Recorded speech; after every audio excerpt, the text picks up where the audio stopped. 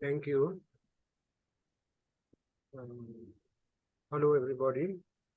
Um, I think I'm known to two people here, at least one person for certain, and also Mr. Waterwell also I remember, and I told him I remember him in my junior reporting days when he was head of the People's Bank and a very competent one at that, and he was a close contact for me as I reported economic affairs to the Sun newspaper in the Davos Group. These were in the late 70s, a long time ago. I remember him very well. Actually, I'm grateful to Manori for accepting me because I am the one who actually persuaded her that this is an important subject. It's very close to my heart, and I'm very grateful for those of you who have thought it suitable to attend my lecture. I am a senior journalist and an advisor to the Press Institute, and I'm a teacher in journalism, etc. I'm also very much a media rights activist, especially on the current hot issue of the Online Safety Act, which is a huge problematic that needs to be understood. Uh, in any case, I have found that in my 40 years plus experience in the journalism and news industry as a professional, I last ended as chief editor of the Daily News, and I was before that chief editor of the Sunday Observer. And I have served a Japanese newspaper, the Yomiuri Shimbun, for 25 years before I retired a couple of years back. So I find that in some societies we understand the media industry less than some other societies, and especially the digital information and communication technology and systems are understood even less. Let me introduce to you something that is what I'm studying, and that is digital information and communication technology and its impact on society and spirituality. I am not coming from a Buddhist background, I'm from a Christian background. I'm not a conventional Christian by any means, but I am serious about my theology. Even that, though, is a misnomer because I'm technically a atheist. I'm an atheist Christian, but I have an understanding of what spirituality is, and I find it very meaningful. So here, I want to strongly argue that humanity is now entering an entirely new age, an entirely new age. It's even more significant than saying that we have entered the industrial age, for example, or the age of enlightenment, which we are all familiar with as intellectual. Can I be heard? Am I clear? Yes, very clear. Because we are now not merely in the age of mass communications, we have gone far beyond that. We are in the digital age, or what I would like to call the cyber civilization. Digitization is something much deeper in difference and change than mere mass communication. Conventional old style transmission was electronic, but not digitized. It was more analog. And we had things like the centralized television industry, the centralized radio, centralized press, the oldest. But now we have digitization. That takes us into not merely types of communication, but actually the types of information that we handle and process and save and store and share. We are now in what is called the information age, but it's actually the digital age. I want to argue, and I will try to point it out as we go on. I want to argue that the adoption of digital technology is as significant as epoch-making as when the early humans began to use fire. Fire was used not only by Homo sapiens, but also by other hominins. 2 million years ago, 2.5 million years ago. Even before the Stone Age, the Paleolithic Age, not even the Neolithic, but the Paleolithic Age began to get refined, we were using fire. To date, we are still using fire. But we do not control and cannot control fire. Fire has created many wonderful things for us, especially the automotive engine and other things. But also, fire, right after today, is one of the most dangerous tools we have. We have capacity to destroy the whole earth, or we have the capacity to destroy whole lives through arson and warfare and bombing and burning. Whether we are maniacal individuals or whether we are whole armies. And we know, thanks to digital information, we can see warfare going on right now, like watching it live on television. So, but what was one of the most significant impacts of fire? It even affected our bodies. Once we started eating cooked food, our bodies adapted to cooked food. Our intestines actually got adapted to it. It is that significant of an impact. And it has transformed human life hugely. Digitization is a similar thing. And today, as artificial intelligence, which is actually not new, but artificial intelligence is in the news now, it's become sensationalized now. That is a forewarning where the impact on humans digitization will make. It will be on the brain, on the mind, on our persona, on our spirit. That's why I wanted to title this as Digital Communication and Spirituality. So I am not a digital expert, and I actually hate mathematics.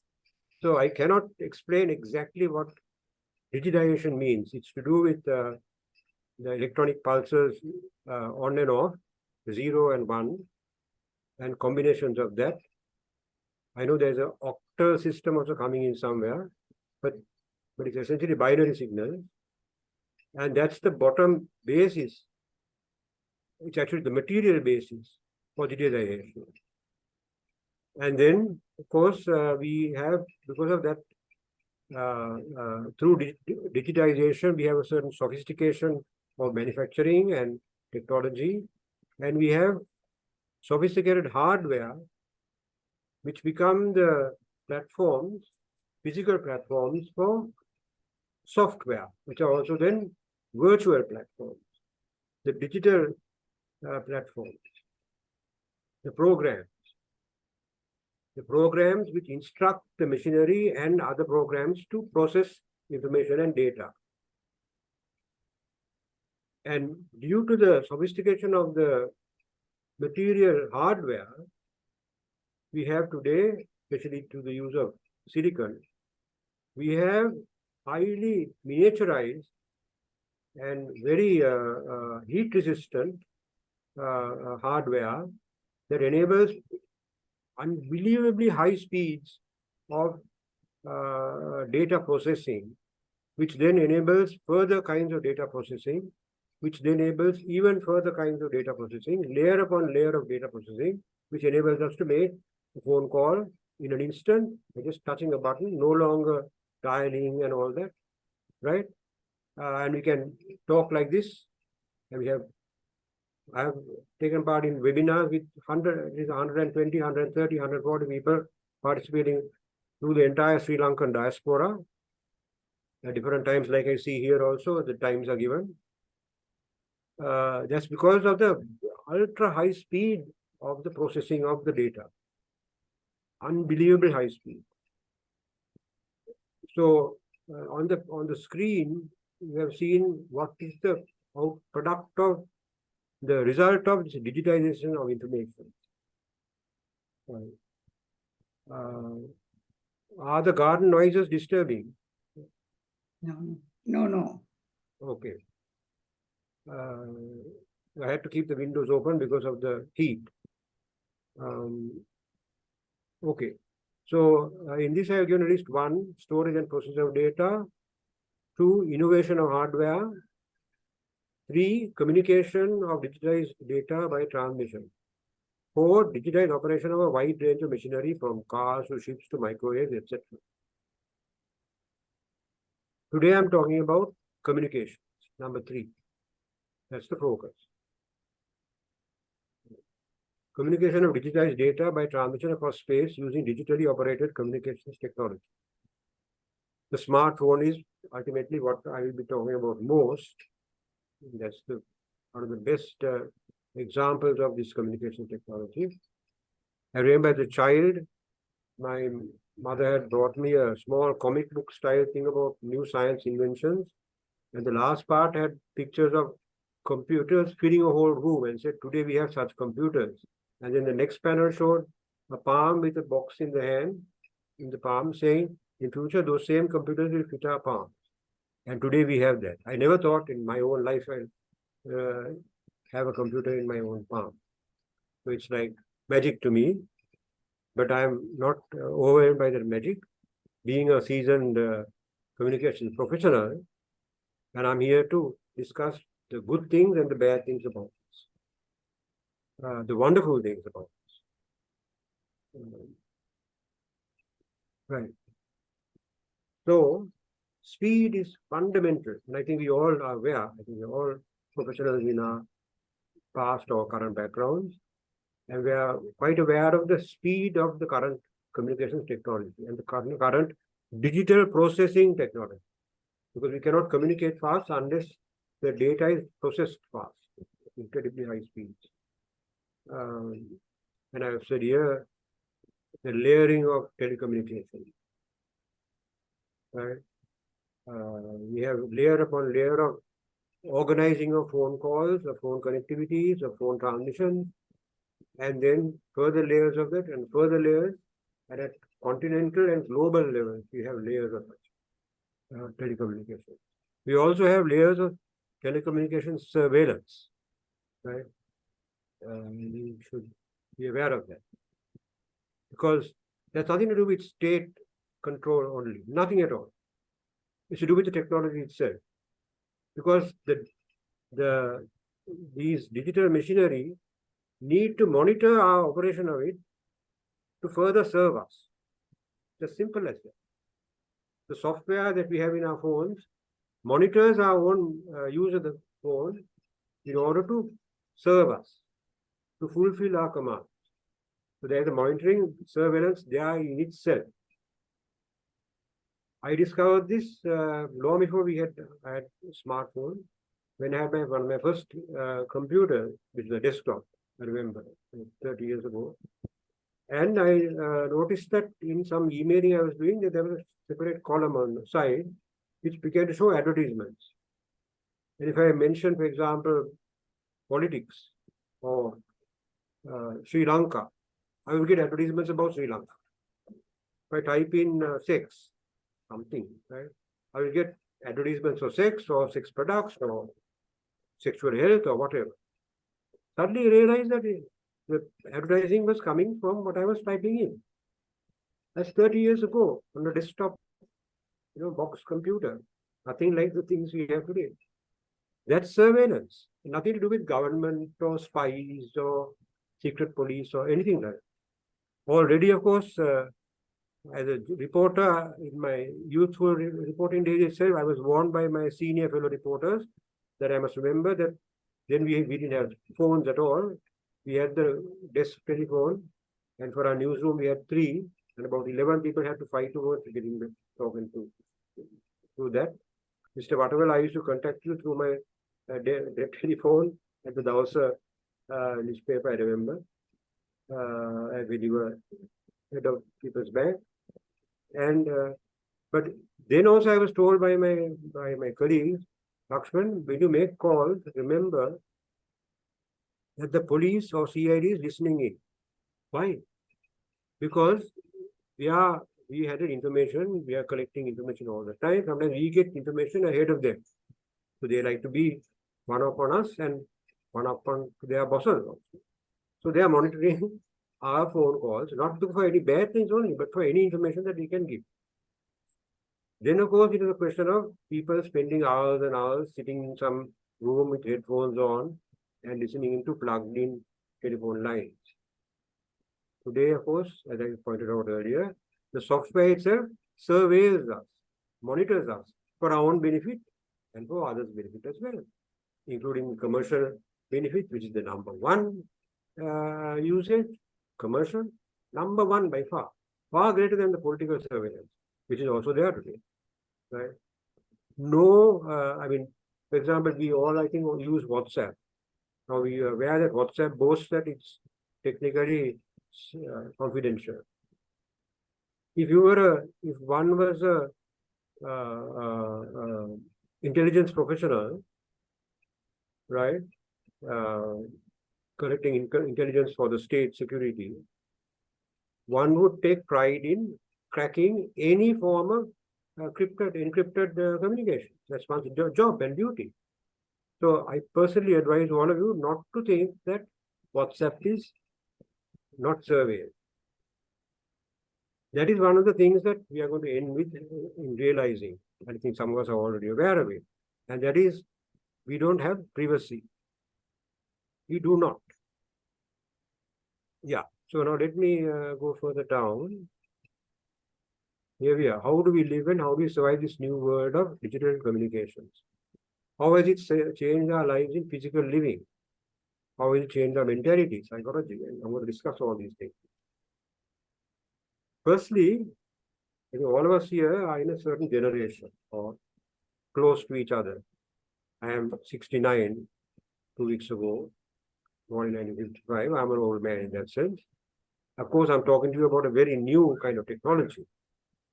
But my son, who actually is next to me, helping me share the screen and all these things, I'm still, because I'm nervous also, I'm still not used to finding the exact button to push. So he has very kindly, he's taken time off from his university studies to help me with this. Manori knows Akhilendra. You remember Dr. Saranayak? There you are. So, what was I saying? Yes. So, firstly, we must acknowledge that the impacts on life are different according to generations of humans. Those born in the pre-cyber or pre-digital era, about the 1990s, roughly, have grown up, first, they have grown up without digital technology. At most, television and radio. In fact, all of us can remember a time when we were in our youth, we did not have even television. Am I right? Our early youth, we did not have television. It's something we wistfully saw on film, cinema screens, other countries having television, that kind of thing. In 1979, that television came in here. We were the first to have television in the whole of South Asia, if I'm not mistaken. But still, we grew up and we are natives of a pre-cyber era. But our children and some of the younger generations have grown up directly with digital, the digital experience. That's what are known as cyber natives or digital natives. Right? I have heard one or two people scoff at me, younger people scoff at me and say that I am a techno peasant. I don't like to use that term because peasantry is not a derogatory term for me. Peasantry is a very proud livelihood, essential, fundamental livelihood. We live on the peasantry who produce the food for us. But some of the people who are slave to technology still use the word peasant in a derogatory. So I was called a techno peasant. Let's not forget about those terms. So I think all of us here have grown up in a non-digital age. So we have certain experiences which those who have grown up within digital, who are digital natives, don't have. But then they have other experiences. So I'm listing out some of them here. For us, you have to unlearn and forget certain perspectives and learn new ones. Right? There is also a kind of culture shock. Now, when I tell all of you guys that we have to learn to be, what I would like to say is transparent, because if we don't have privacy, I suspect that some of you will say, no, it's not that true, and you don't want to not take that seriously immediately. But I'm very serious when I say that we are now gone beyond the age of privacy. You must remember that the concept of privacy and the behavior of privacy is also a modern phenomenon, not a post one, but a modern thing. It came in with certain lifestyle, like less than 1,000 years ago. Right? In the time of the Buddha, for example, or in the time of Aristotle, there was no concept of privacy in the way we think of it, right? Or the way that we treasure it or take pride in it.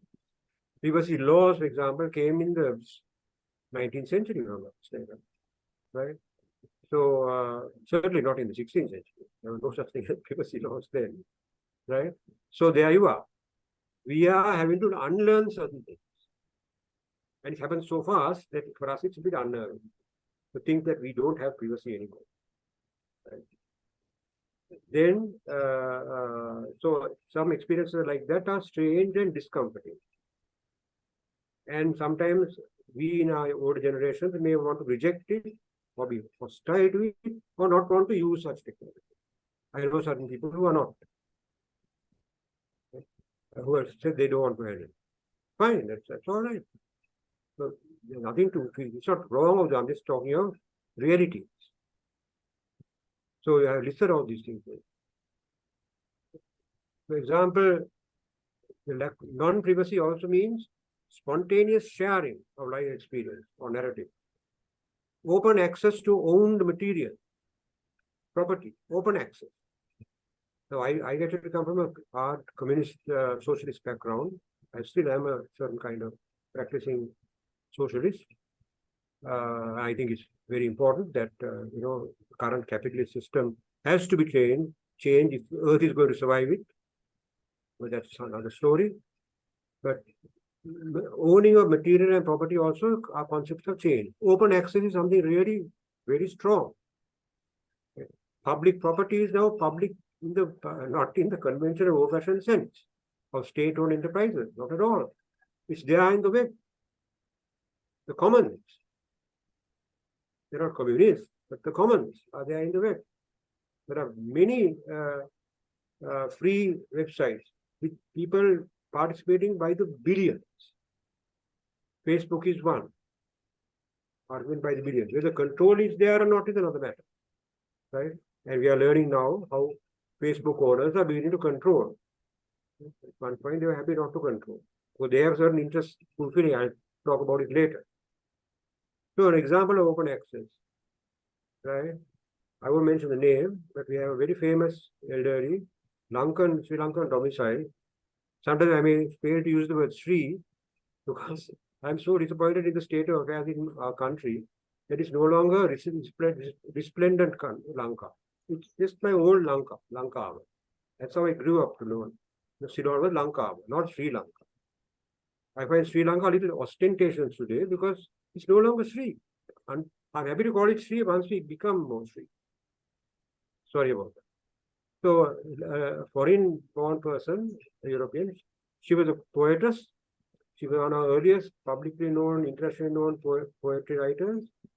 Then in recent years, she shared with me a shock. She found that some of her early works had been translated and sold as somebody else's poetry in Andhra Pradesh, India, published in Telugu. Really sold in that person's name. That means that person will get the income and the profit, and a publisher or printer will share it. So, of course, I explained to her that there was a copyright period. I think it's 45 years at that time, and it was past that period. But still, she couldn't know how her work had been found. And I said, all this is now on the web. People put them on the web if they want to. So that person who has, in a sense, stolen her written work, found it on the web, and she's not on the web in that way. And anyway, the web is so vast. India has 1.5 billion people. We cannot follow everything that is happening. So this is, to some degree, that's what we call the commons. What's there now in the world is, in a sense, open to use to many people. It can be something done here, but reproduced or replicated in Brazil or Alaska, and we'll never know about it. Like that. Like people's photographs, some beautiful lady's face, we see it on the bus. That person was probably born in Finland or somewhere. Or maybe she was born in Italy, but her hair had been painted, digitally painted blonde. And she probably won't even know that her face is being used in an advertisement on a bus in Sri Lanka. That is the scale of globalization and the sharing of digital data, of visuals.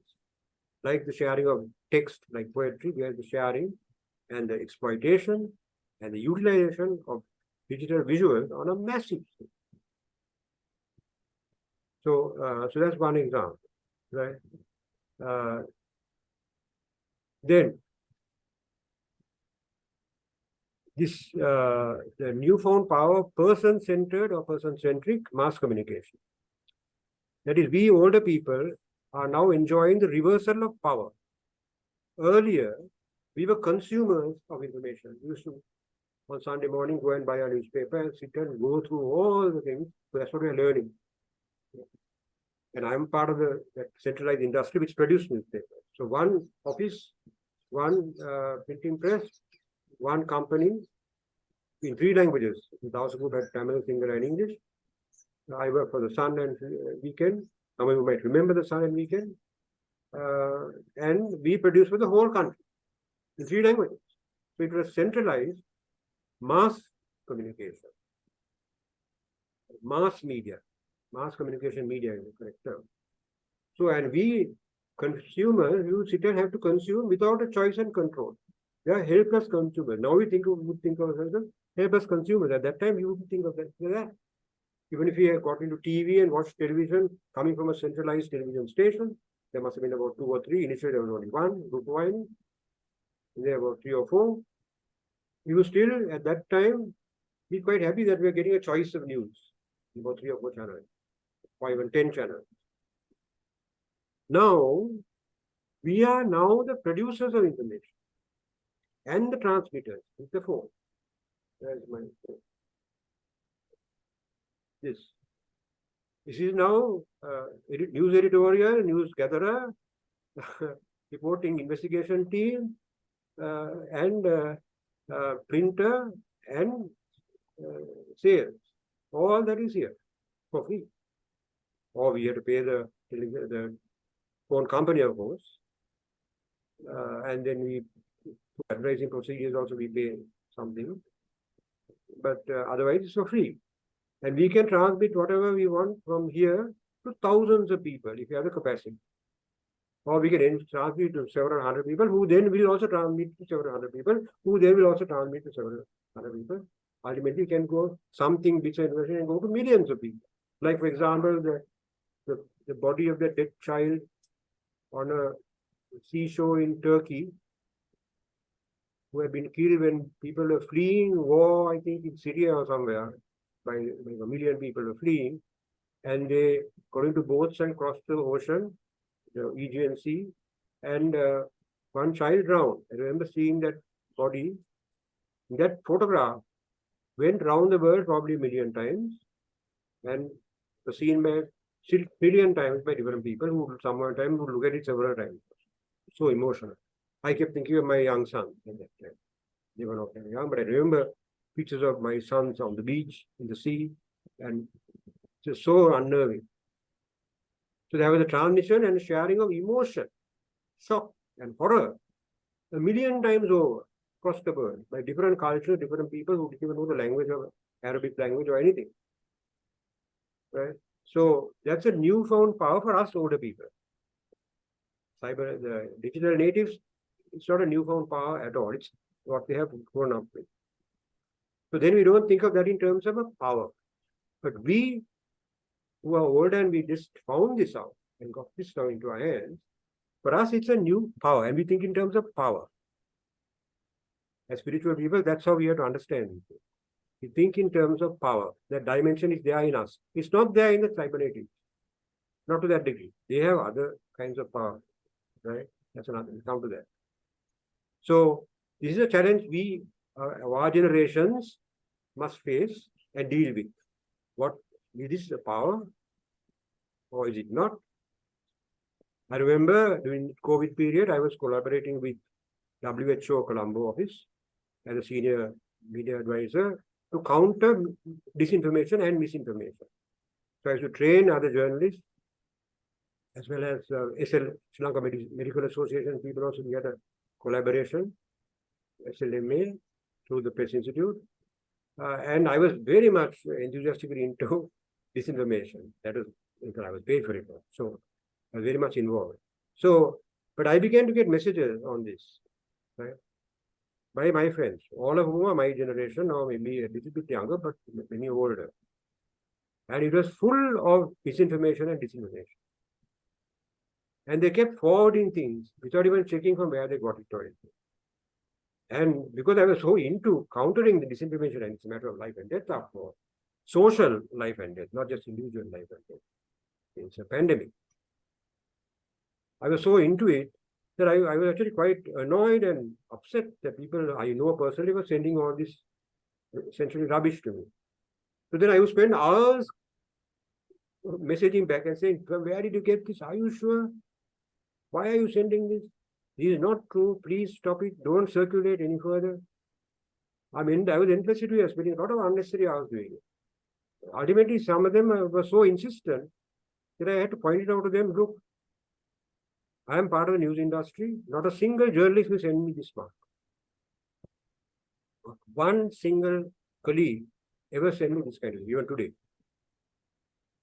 None of my very younger friends or children's friends and all that would ask about these things because they don't take it serious. Because they are cyber native. They know this kind of thing is something else.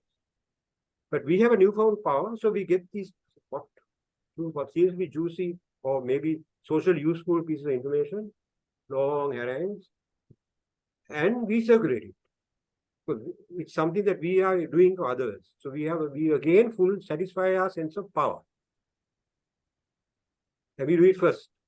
Sometimes they apologize and say, sorry, Lakshman, I didn't think to check. Maybe I shouldn't, like that. Can you see where that sense of power goes? That's why I talked about a spiritual challenge. But then those people who are born into cyber, digital native, they grow up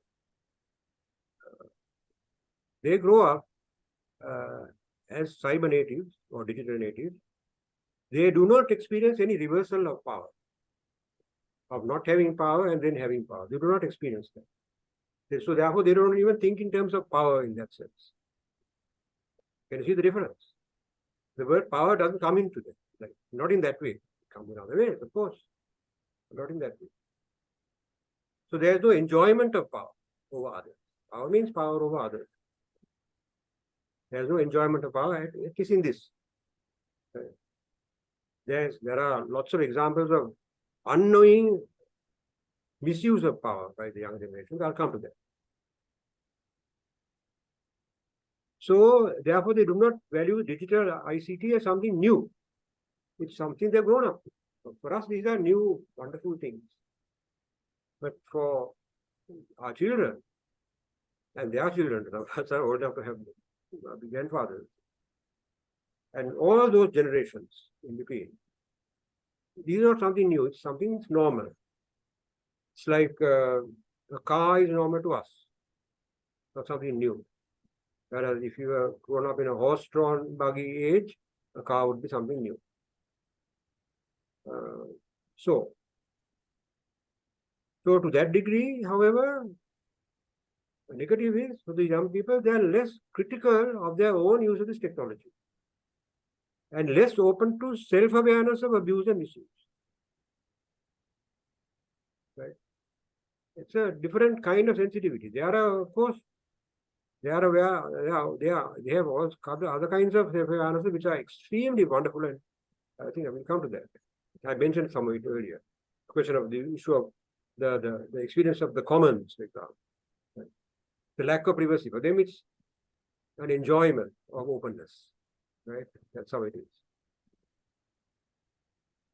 So anyway, I've now talked about the issue of power. Right? So cybernetics are therefore less prone to such authoritarianism.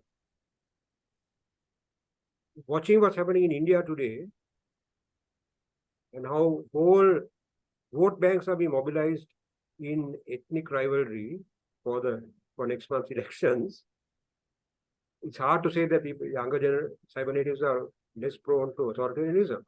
It's hard to say, but it's a different kind of authority. Yeah. But anyway, let me get to that. Not all of this can be discussed in this session. Features of digital communication. Of course, high-speed data storage, etc., that I've gone through. Right. All this and this brings us into constant new worlds. Constantly, all the time, we are in new worlds. Think it through. We all get commercials on our phones. We get news alerts. I'm sure we have at least one kind of news alert or something, perhaps on Facebook, perhaps on Twitter or X as it's now called. We all get bits of information all the time. Our friends will send us bits of information. So we are constantly in new worlds. Earlier we were not. And in ancient times, we had to walk for weeks and weeks and weeks. Walk, we didn't have any other kind of transport. Through forests and fields and dales, and before we got to a new world, a new area, right? A new geography. But today, we are in new worlds just virtually. And also note, when I say digital communication constantly locates us in new worlds without much control. What happened to the power we had? And how much discipline and spirituality can we have? Because we are constantly located in new worlds without much control. And we are servants of the Buddha or disciples of Christ. Disciples mean discipline, control. But here we are now constantly without much control. More than ever before, we never have. Whereas, of course, younger generations don't even think in terms of more than ever before because they are always without. And maybe they don't think in terms of not having control. They are navigating. That's something you have to learn. They are navigating. So in the navigation, there is a certain control. Navigation is an active journey. Right. Okay. For example, digital data processing produces digital entertainment, films, games, gambling, scamming, voyeurism, and I can go on to the dark side. Right. What is called the dark web. Earlier we had imagined hills, apires, right? Now we can access the dark web. That's what it's called. I remember some years ago when our politics became violent and then corruption and violence melded frantically in all kinds of ways. I began to write not about the political underground and the criminal underworld, but about the subterranean, because all of it is under.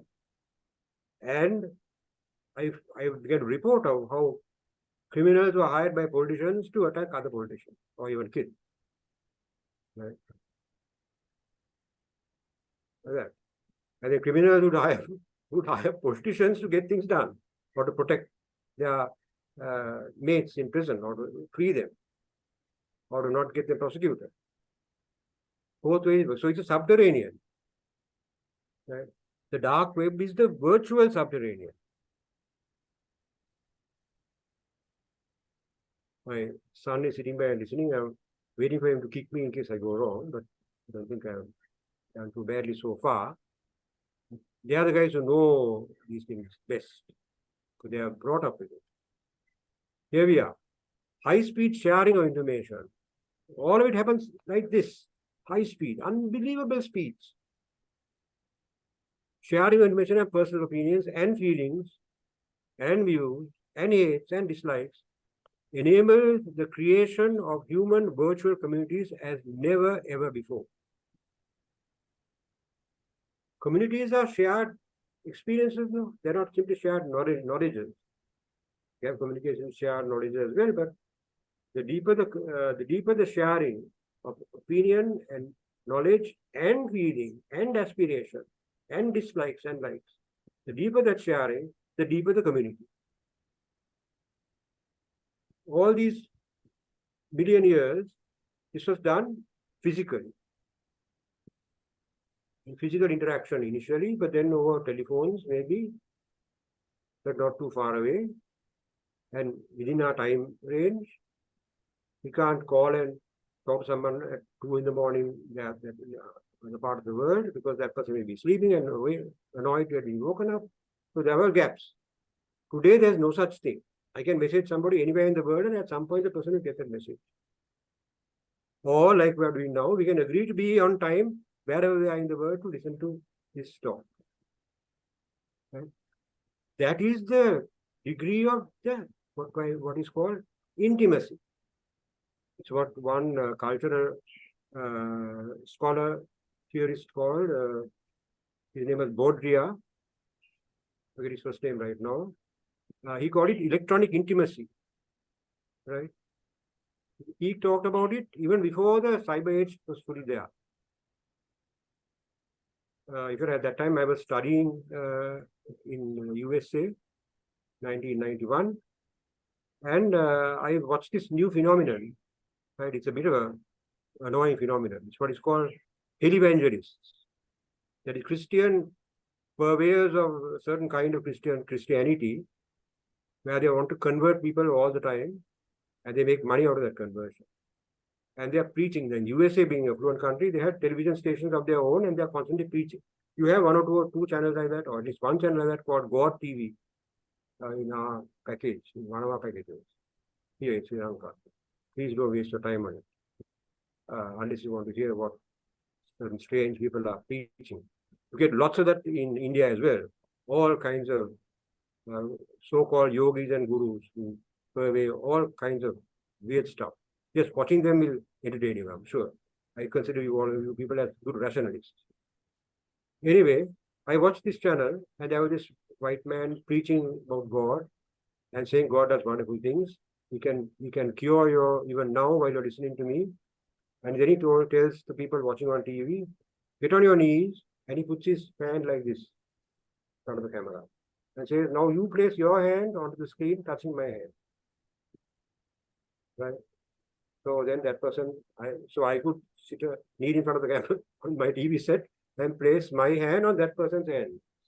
Right? That person is somewhere else, but visually it feels like that. And of course, the electrical charges in your fingers also, they might give you a sense of current also from the TV screen, the cathode ray tube. But that's it. But that's electronic intimacy. We are imagining it, touching it, and then spirituality is going to come through. This happened in 1991. Imagine what it's like today, when all of you are listening to me, seeing how I speak, I'm talking about my son, my garden sounds, and all that through this communication channel transmission. I am being intimate. You are seeing my house background, right? Latter part or whatever, it's the real nature of it visually.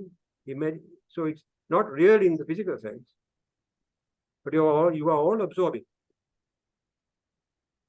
If my son wanted to opaque my background, I said, no need. I'll be like in outer space, with a opaque background. I didn't want to appear like that. So, but then Now, why do I think in terms of outer space? That's because I'm old-fashioned. My son wouldn't think in those terms. He would think, just a big background, convenient. That's all. Can you see the difference in generations? Okay. So, this is important. This constant new world. I'm going to go down and it's going to get darker and darker sometimes. Okay. Sharing of feelings, personal opinions, etc. Building virtual community. And it creates communities that transcend existing cultures and geographical boundaries. High-speed sharing and spread of feelings and opinions creates mass-scale, new aesthetics, and for us, new human tastes. Some friend will send me on Facebook photographs of certain kind of food he or she is enjoying at that very moment, and I will salivate when I see that food, and I think, it sounds interesting, yummy. I've never tasted that food before, so I can imagine a new kind of food. If that person shares enough of that kind of lifestyle with me, I'll be living in that world as well. Virtual world, constant new world. That engenders new behavior. New likes can also create addictions because we do not know how to handle these new likes. That's what's another important thing. And that applies to all the generations, not just to the old generation. Right? And there are lots of studies, including in WHO, lots of studies about the social psychology of digital communications, of gaming is a major issue. Gaming is a major issue, right? And I have talked to people who are affected by gaming habits, and the logic they give me are exactly the same logic I have got from my earlier times when I was a trained counselor and I used to counsel heroin addicts and try to persuade them, or alcoholics, and try to persuade them to get off. And the same eerie, I used to get the same kind of logic to evade my logic. That's addiction, psychological addiction, whether it is gaming or alcohol or heroin. So so then we go into that addiction issue there. Then we go into virtual culture. We are creating whole new mentalities, whole new senses of being. Our sense of being is becoming senses of being. Anyway, various philosophers have already discussed that we have different senses of being. Even Buddha himself argues that. Right? We don't have a single sense of being. We have several senses of being, many, limitless senses of being. But not all people think of like that. A lot of people conventionally think of Atma, not Anatma. Atma is a sense of being. Anatma is senses of being. That's why I'm saying that we are engaging in spirituality also when we talk about this. Because ultimately, communication is about community. Right? So when we have become part of virtual culture, we are becoming part of other communities. We are feeling safe and comfortable also because there are other shared similar aspirations or self-created aspirations. We feel this aspiration is worth being our own aspiration as well because so many others are aspiring similarly. There's a justification there. There's a legitimization in the many. So we are more quickly converted into that aspiration. See, the lack of control. The lack of control. We don't know what we're going in, and we don't even realize. So then virtual control is real as well. That's something we can learn from Buddhism, actually, from the phenomenology of Buddhism as well as modern existential phenomenology. That what is reality is something not fixed to any physical thing. The degree to which we enjoy virtual cultures or cults, to that degree, our appreciation of real life culture is lessened relatively. I'm very sure that you guys can understand what I'm talking about here. There is a balancing. Earlier there was only one, there was only our reality, physical reality, our experience of physical reality. But now we have equally valid to us and equally enjoyable and equally aspiring towards become part of a virtual reality. So then to that degree, this is not unique anymore. And therefore, to that degree of lessened appreciation.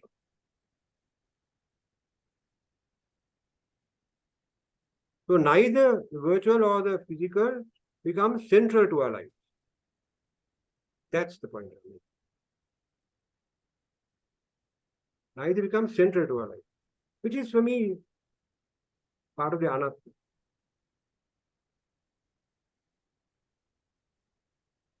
I can go further. Virtual persona, virtual representations, virtual individuality.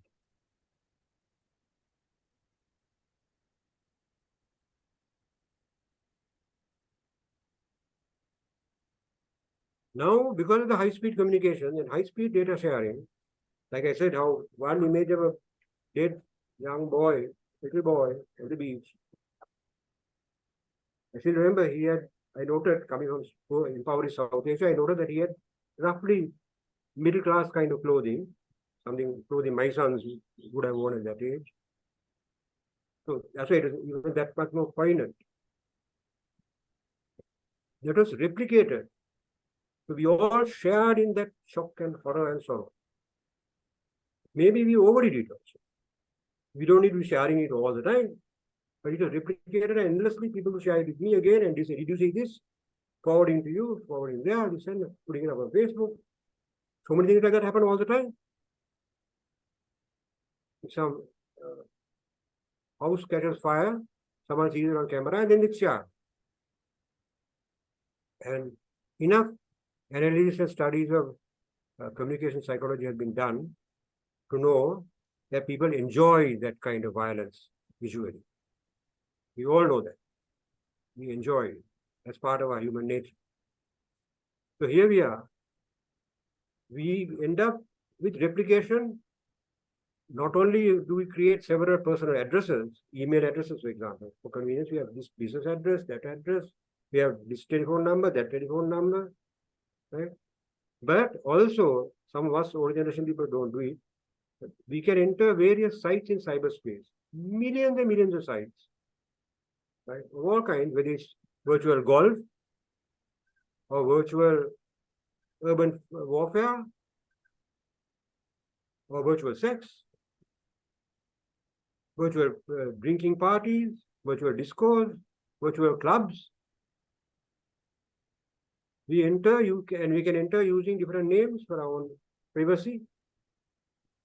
It's an artificial privacy because our computer address is there somewhere linked. Anybody who wants to track it can track it. It's called the IPO address or something. Right? So don't think that is really private. But then the people who are doing it don't care about privacy. They're not interested. It doesn't have meaning like that anymore. That's why we don't do it. So we are older generation, we are concerned about those things. But the younger generation, they don't care about. I personally know Sinhalese middle class youth now in their early 30s, who a few years ago were sharing the photographs of genitals of their girlfriends. Of course, the girlfriends are beautiful creatures. And I didn't know, but they probably showed it to me. So and so sent me this picture. So I was like, what? Oh, she's happy. That concept of privacy is no longer there. What is nude, what is not nude, those are different meanings today. Some of those are medical professionals have to know the psychology behind it. Right? So we can create our own personas, multiple personas. Earlier, we were also doing it sometimes. In our behavior to different people, we would present different parts of ourselves. Right? As a student of R.D. Laying and other medical psychologists, I learned about schizophrenia, right? And how all of us are slightly schizoid in some way. In fact, I put that in my bio application form for my first journalist job, and the personal manager was appalled and said, Lakshman, why do you say your site is very site is schizoid? I said, well, for what I know of myself, I am. No, don't put that. You will have medical insurance problem. Please take that out. So I took it out. that's because that's because in the questionnaire they asked me all kinds of things, including my personal politics. And I was a bit annoyed with that. Anyway, it's another story. But can you see, even without cyberspace and game rooms, we were acting out parts of ourselves anyway. That is part of our human nature. Our multiple cells that we have anyway. Right? But now it's unimaginably vast and free and open, and we create ourselves, we can create fully artificial personalities, fully artificial physical bodies on screen, clothing, we can change the clothing from nightwear to workwear or disco wear. We can change and go to a disco and say hi to others who are appearing in that club room, virtual club room. There are many people who live and are entertained through perhaps their loneliness in that world. So where is the real person out there? Where is the real individual? Do we have Atma? So the digital space is now bringing us in, not perhaps ourselves as older people, but certainly the new generations, into a new spirituality of otherness, of non-self, of multiple self, and over-self, enhanced, blown-up egos. Fortunately, and I'm going to end here, we have the other side as well, not the dark side, that's always there. We have the greatest tendency of digital communications, and that is community building. All studies that I've read, most of it in the West, of course, because that's where digital communication is most developed and overpowering. They all agree that community building is a fundamental plan. That's why commercial marketing is one of the biggest activities on the web. Selling, because that's where you get the community. Yes. What more proof do you need than that? Best for business. So digitization has a huge positive force in building community. We can be community for various horrible reasons as well. That's of course there, right?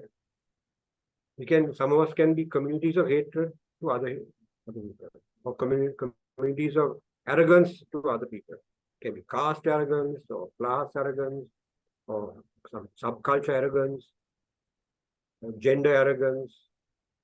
Right? Sometimes you can form communities a bit closed in, right? For self-support, I'm aware of some of the third gender people who get support from being closed in communities for third gender. That's good, it's useful. Sometimes they are a bit estranged from other social realities, but still, they need that. The point I'm making here is that that's where the otherness and the non-self is supported by the community. The non-self is part of the community. We are part of others. It's the otherness. We are non-self and therefore we are others. That's again one of my points of spirituality. So perhaps in the future, these are the starting point, right? Print industry and print journalism started 300 years ago, and now we are a mature profession. So this has started only like 50 years ago. Still, the use of fire has progressed over 2 million years. Ultimately, we have steam engines and steam ships and this and that and the other. So this is just the start. But this non-self would make altruism even greater, stronger. And we, as people of a spiritual community, we are very serious about our altruism, our humanism, our humanity, our sharing, our togetherness. Thanks. Okay. Hope I didn't speak too long. And I know that there are a lot of questions to ask. I can elaborate if you ask questions. Thank you very much. Thanks for listening. Thank you. Thank you very much, Lakshman, for that fairly enthralling presentation. Thank you. I'm sure there is a lot that you have, very provoking, thought-provoking, and a lot of questions. Time-wise, I think we are doing all right, but we do have a little, we'll open the floor now for questions, but now it's 7:40, but we need a few minutes for a meditation session that we normally do at the start, but today we'll have to do it at the end. That's all right, I think. So let's open. Any questions, any comments? Thank you. You touched on so much of things, but certainly things like the addiction and as a distraction from what one is doing, what concentration is gets distracted by this as well. You pick up the phone for one thing and you get distracted to another. So distractions, addictions, and the loss of privacy, all that I think we have all to some extent experienced, but you took it to fairly profound levels. Thank you very, very much. Any questions, please? Any comments? Yeah, if I can make a Yes, few go comments. ahead. I think he referred to my name. I think that's why I thought that I should speak. So anyway, let me thank Mr. Lakshman Gunasekara. I think he made a very, very good presentation, especially on the digital information and also the how it came about and the pros and cons of it. But I would just like to say a few things of how it has helped our society, especially in our the Buddhist Dhamma, because really the thing came into maybe force during the COVID time, because that's a time that everyone had nothing to do, and unless something is forced on you, you will not take it. But I think that was a real time that the digitalization took place. And in our Dhamma, of course, now even our servants of the Buddha, this is practice has been there now to conduct our Dhamma programs using the digital setup, So I think that's been a very, very good thing that has happened. And also where even for those who are attending, it's not only the local, wherever you are, the foreigners and others also come in. So that's really a great benefit that has occurred. And I must also say that in my personal capacity, we have been conducting maybe Dhamma programs, and they have been very useful, where maybe sometimes people from over 24 countries are attending these programs. So that's one great benefit I thought that I should mention. But I would like to ask you one question, that recently with this, I think the bill that came into force, about the, can you just tell us something about that? Because whether it was, it's really good, because now some of the matters that you mentioned about controlling and what we should do, is it something that is really beneficial to the media and also for the society as a whole, whether it is of benefit? I'm sure you are able to maybe tell us about that matter. Thank you, Professor Lakshman. I'm sorry I didn't address you by your correct designation. Maybe you can't remember that I was young and long hair and spectacles and things. Now, actually, my media rights colleagues, I'm very active in media rights issues, and my media rights colleagues will actually be annoyed that I didn't advocate a bit about the online safety law. Right? It's a very messy law. Right. Now, I don't know whether I sounded too negative about digital communication. I didn't mean to. I only wanted to point out some of the things. But for example, spiritually and philosophically, I pointed out the visionary process we have ahead in that, right?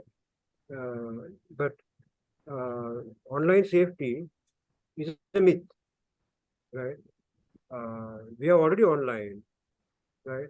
And this is being engineered by a political party that suffered Because of their online power, people today exercise. And I'm talking about the Aragalaya. Right? April 3rd, 2022, for the first time in Sri Lankan history, right? We had an anonymous SMS going around and around and around. Just one SMS saying on April 3rd, Sunday, go down to the streets and protest. Just that. Show your protest. That started circulating about 5 days before. 3 days before, the government quickly clamped down a 36-hour curfew. That means covering that Sunday as well. By then, the SMS had gone right round to Jaffna, 24